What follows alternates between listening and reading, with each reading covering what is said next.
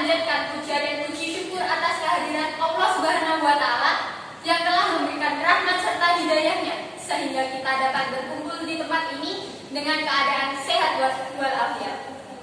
Yang kedua, sholawat serta salam senantiasa kita haturkan kepada junjungan Nabi Agung Nabi Muhammad SAW yang kita nantikan syafaatnya di yaumil kiamat nanti.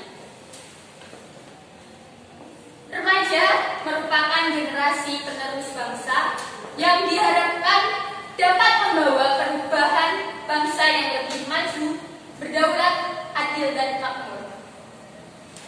Teman-teman sekalian, izinkanlah saya, Ujung Satriana Sari dari Program Studi Pendidikan Bahasa dan Sastra Indonesia 4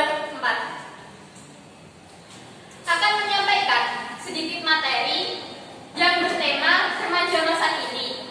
Teman-teman sekalian, remaja masa kini yaitu remaja yang mampu bersosial media dengan baik dengan cara menjaga etika di dunia maya, yaitu dengan memposting foto dengan pakaian sopan serta tidak menjadi pelaku cyberbullying. Seiring berkembangnya zaman, maka teknologi pun akan semakin berkembang juga. Banyak budaya asing yang bersifat positif dan negatif yang tersebar di sosial media. Pasti kita semua memiliki sosial media, bukan? Tentunya kita semua termasuk saya hampir memiliki semua akun sosial media. Contohnya Instagram, Facebook, Twitter, TikTok, dan masih banyak lagi.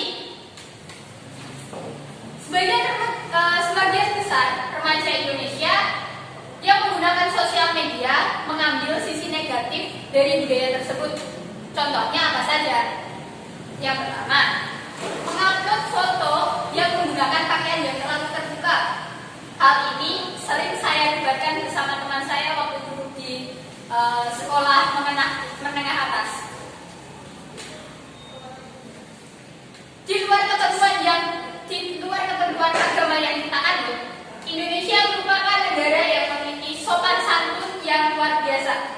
Dari nenek moyang kita, apakah kita diajarkan menggunakan pakaian yang tidak sopan? Tidak. Tentu tidak, kan?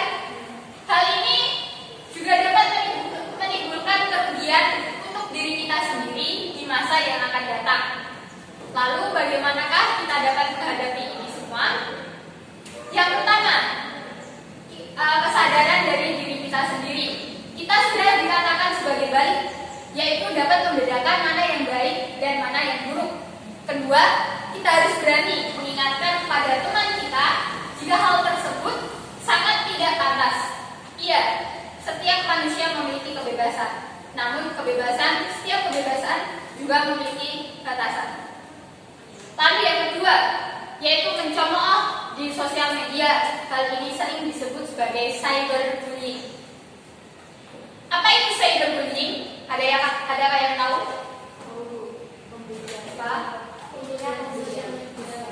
Ya, betul. Cyberbullying atau perundungan di dunia maya atau perundungan dengan menggunakan teknologi digital. Hal ini dapat terjadi di media sosial, platform chatting, platform generasi bermain game, dan ponsel. Terdapat perbedaan kekuatan antara pelaku dan korban. Perbedaan kekuatan ini dalam hal ini merujuk pada sebuah persepsi kapasitas fisik dan mental. Ini artinya setiap manusia itu memiliki kapasitas fisik dan mental yang berbeda. Cyberbullying merupakan perilaku berulang yang ditujukan untuk menakuti, membuat marah, atau mempermalukan mereka yang menjadi sasaran. Contohnya termasuk menyebarkan kebohongan tentang seseorang atau memposting foto memalukan tentang seseorang di media sosial. Selanjutnya ada mengirim pesan atau ancaman yang menyakitkan melalui platform chatting, menuliskan kata-kata menyakitkan pada kolom komentar media sosial, atau memposting sesuatu yang memalukan atau menyakitkan. Selanjutnya ada meniru atau mengatasnamakan seseorang, misalnya dengan akun palsu atau masuk melalui akun seseorang dan mengirim pesan jahat kepada orang lain atas nama mereka. Lalu ada trolling atau mengirimkan pesan yang jaring sosial, ruangan obrolan, atau game online.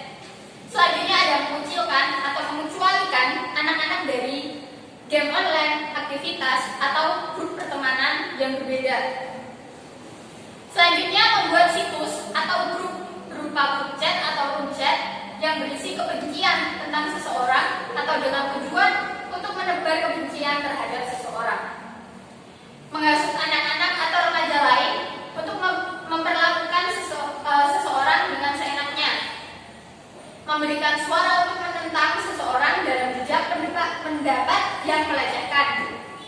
Membuat akun palsu, membajak, atau mencuri identitas online untuk mempermalukan seseorang atau menyebabkan masalah dalam menggunakan nama mereka. Yang terakhir ada memaksa anak-anak agar mengirimkan gambar seksual atau terlibat dalam percakapan seksual. Anak-anak akan mengalami cyberbullying.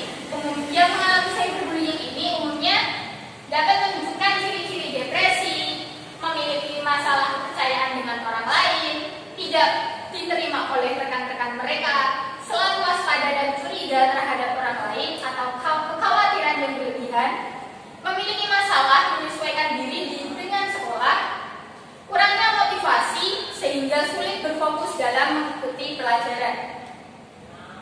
Bullying sendiri secara langsung atau tatap muka dan cyberbullying seringkali dapat terjadi secara bersamaan. Namun cyberbullying ini meninggalkan jejak digital atau sebuah rekaman catatan yang dapat berguna dan memberikan bukti ketika membantu menghentikan perilaku salah ini. Dengan adanya contoh tadi, kita harus tahu bahwa kita ini korban atau bahkan pelaku cyberbullying.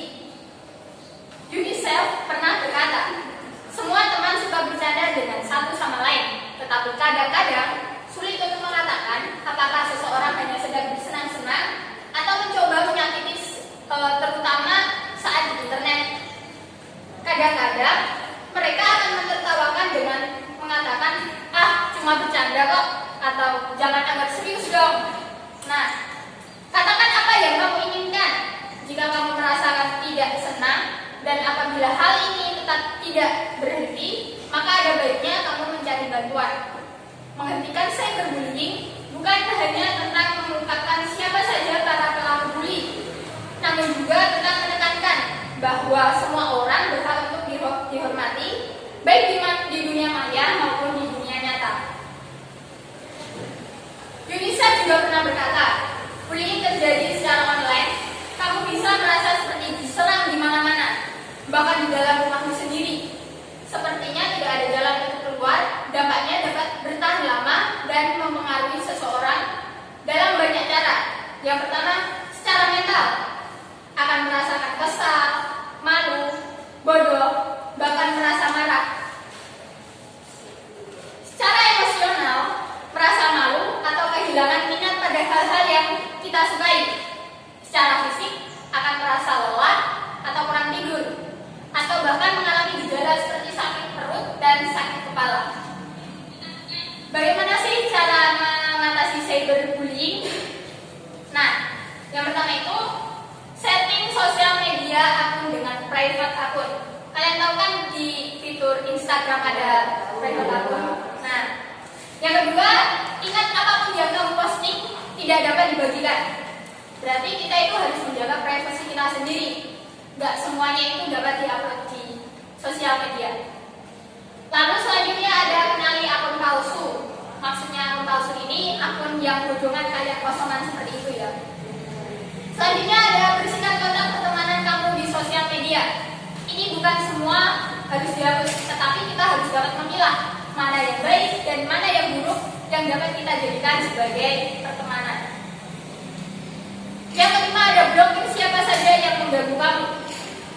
Sekalipun ada pesan yang sekiranya mengganggu kita, seperti kayak penipuan, kayak ya seperti itu, kita langsung saja memblokirnya, jangan bertele-tele di lanjutin ya.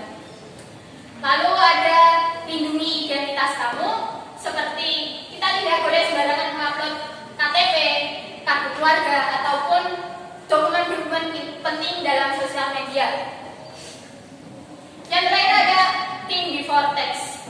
Untuk menghindarkan diri dari perilaku cyberbullying, kita bisa meningkatkan yang pertama empati, yaitu memahami perasaan orang lain, hati nurani, mendengarkan suara hati yang membantu untuk melakukan hal yang benar, kontrol diri untuk berpikir sebelum bertindak, menghormati orang lain, memperlakukan orang lain dengan baik sebagaimana ia ingin orang lain memperlakukan dirinya. Lalu ada kebaikan hati dan toleransi, serta yang terakhir ada keadilan.